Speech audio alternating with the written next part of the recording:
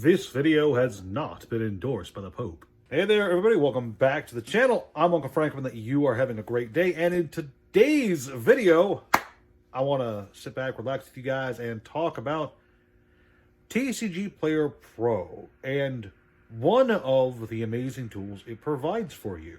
Now, you may be aware of the fact that being a pro seller on TCGPlayer does come with a bunch of perks. You might even know about the custom website that it gives you access to.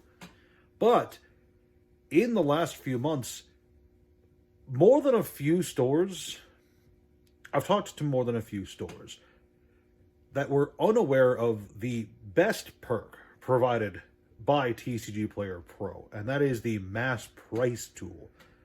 One of the most significant quality of life improvements that a TCGPlayer seller can have access to. Now, more than once in the last few months, I've talked to other stores, both fully digital and brick and mortar stores, that are pro sellers on TCGPlayer and were not aware of the mass price tool. So in this video, I'm just going to give a brief overview of the tool, how to find it, how to use it, as well as the overall benefits it provides. Okay, the first thing you want to make sure you're doing is make sure that you're in the pricing tab in the seller portal. Then you'll notice that you have this mass price button down here. Go ahead and click that. It'll bring up its own little website, the mass price by TCGPlayer tool. And here you can see that there's a whole host of options here, including rules, activity, message log, etc., etc. What we're going to do here is we're going to create our own rule with this button. And you just want to do your selling prices right now, but you can do this for buy lists if you have an active buy list. Go ahead and hit that continue button. Let's just name this, once it loads in, test rule 2. You only want to do your selling prices. Make sure you click this inventory option. You can set any of the categories here to fit basically any need, including any game that you are currently selling, including any set you're currently selling, and rarities, printings, etc. On tab number 2 here, you can see that you can base the prices off of a variety of options, including the market price, lowest price with and without shipping.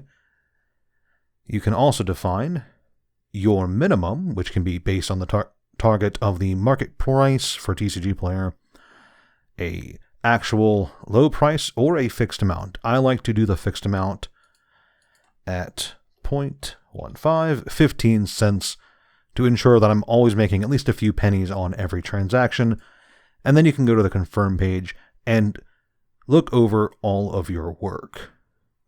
And this is a very simple tool to work with. And after you've created a rule, you can activate your rules by going to the rules tab at pretty much any time. Let's go ahead and activate. You can run Wixauce right here. I'm running the Wixauce rule. You'll see it pops up in your activity log, and then after a bit, after the prices are updated, you will, hopefully after some time, not too long hopefully, see a little message over here telling you how many price changes were made. If any. Sometimes there aren't any made. Yeah, it's telling me to check the log for the update. It doesn't matter. The cool thing about these rules, if you go back to the rules tab, is you can set a schedule. So for example, for the Wixauce rule we have here, you can set how often it goes live every day or just one specific day, what time it goes active, and whether or not the schedule is active or inactive. You can only have so many schedules active at a time, actively running. So of course, mess around with this at your own convenience. And mess around with all the assets of the rules at your convenience. Your high prices, what you're basing it on, the minimum prices, what games you're modifying, etc. There's a lot of power you have here, and it's a really useful tool. And that's the basics. And it really is a convenient tool to have access to. By setting a schedule for your price updates, you basically ensure that you are frequently being up to date with market prices, and you're not being forced to manually update your prices on TCGPlayer every day, because the tool will do it for you, which is just so convenient. More importantly, I really do think there is value to be had in the ability to set price minimums, something that, as far as I'm aware, you can't really do easily on normal TCGPlayer price entry. That price minimum thing is just so useful and can help you save a lot of money in the long term. But anyway, that's really all this video was, a simple overview of the tool and a quick how-to tutorial. If you guys gleaned any value from this video, then let me know by leaving a like, subscribing to the channel, leaving a comment, and all that good stuff. Thank you so much for watching, and I will see you in the next one.